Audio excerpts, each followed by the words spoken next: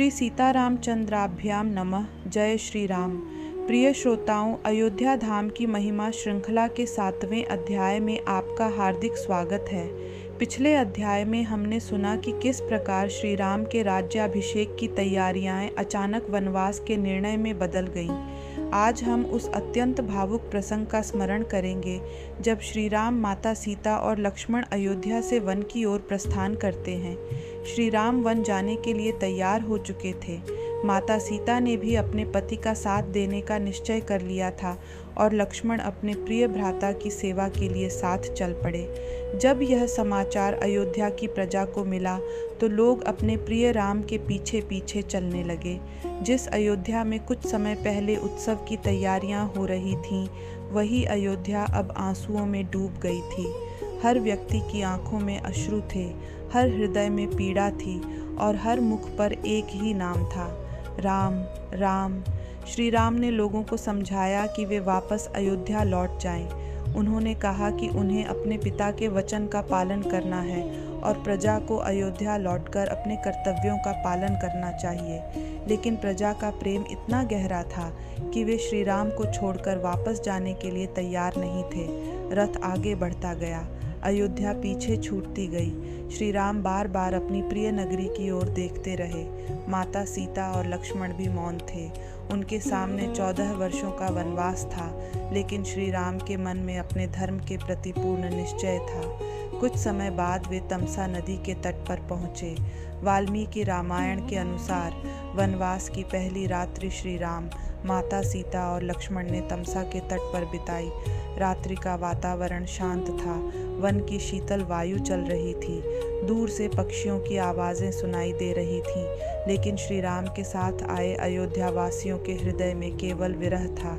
वे चाहते थे कि सुबह होते ही श्री राम के साथ आगे चले, किंतु श्री राम जानते थे कि यदि प्रजा उनके साथ वन में चली गई तो अयोध्या अपने राजा और नागरिकों से खाली हो जाएगी।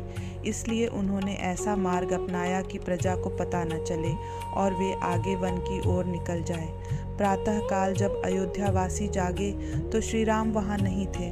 उनके सामने केवल वन का मार्ग था। उनकी आंखों में आंसू आ गए। वे अपने प्रिय प्रभु को खोजने लगे।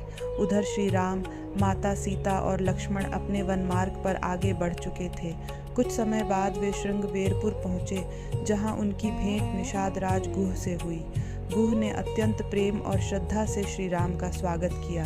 वाल्मीकि रामायण में इस प्रसंग के बाद गंगा के दक्षिणी तट की ओर उनके आगे बढ़ने का वर्णन मिलता है। यहाँ श्री राम ने अपने प्रिय सारथी सुमंत्र को भी अयोध्या लौटने का आदेश दिया। सुमंत्र का हृदय भारी था। वे श्री राम से दूर नहीं होना चाहते थे, लेकिन श्री राम ने उन्हें समझाया कि अयोध्या लौटकर महाराज दशरथ और माता कौशल्या को उनका संदेश देना आवश्यक है। सुमंत्र जब अयोध्या लौटे तो वहाँ का दृश्य अत्यंत करुण था। महाराज दशरथ श्री राम के वियोग में अत्यंत व्यथित थे। राम के वन चले जाने के दुख ने उन्हें भीतर से तोड़ दिया था। वाल्मीकि रामायण के अयोध्या कांड में दशरथ के इस गहन शोक का मार्मिक वर्णन मिलता है। प्रिय श्रोताओं, कल्पना कीजिए उस अयोध्या की। वही राजमहल, वही सुंदर गलियां, वही सरयू का पावन तट, लेकिन आज वहाँ उत्सव नहीं था। न मंगल गीत थे, न वीणाएं बज रही थीं, न राजतिलक की तैयारी थी। केवल एक ही स्वर था, श्री राम।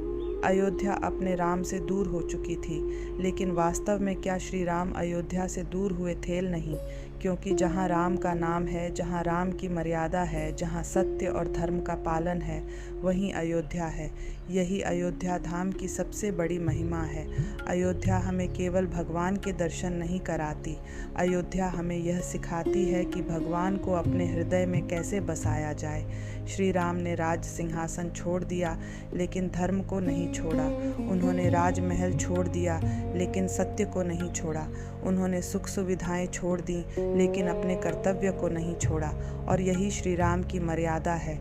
आइए आज कुछ क्षण अपने मन को शांत करें। कल्पना कीजिए, सरयू का पावन तट, हल्की हल्की हवा, दूर से आती मंदिर की घंटियों की ध्वनि और आपके हृदय में विराजमान श्री राम। धीरे से आंखें बंद कीजिए और प्रेम से बोलिए, श्री राम श्री राम श्री राम। अब सभी मिलकर श्री राम, जय जय राम, सीताराम सीताराम सीताराम। हे प्रभु श्री राम, हमारे जीवन से अहंकार को दूर कीजिए, हमारे हृदय में सत्य का प्रकाश भरिए, हमें अपने माता पिता, गुरुजनों और सभी प्राणियों का सम्मान करने की शक्ति दीजिए, और जब जीवन में कठिन समय आए तब हमें आपके समान धैर्य, मर्यादा और धर्म के मार्ग पर चलने की शक्ति प्रदान कीजिए। अगले अध्याय में हम सुनेंगे एपिसोड 8, भरत का अयोध्या लौटना और श्री राम की खोज। भरत जब अयोध्या लौटेंगे और उन्हें श्री राम के वनवास का समाचार मिलेगा, तब उनके हृदय पर क्या बीतेगी। वे श्री राम को वापस लाने के लिए किस प्रकार वन की ओर प्रस्थान करेंगे, और श्री राम की पादुकाएं अयोध्या के सिंहासन तक कैसे पहुँचेंगी। यह प्रसंग राम भक्ति और भ्रातृ प्रेम का अनुपम उदाहरण है। जय श्री सीताराम।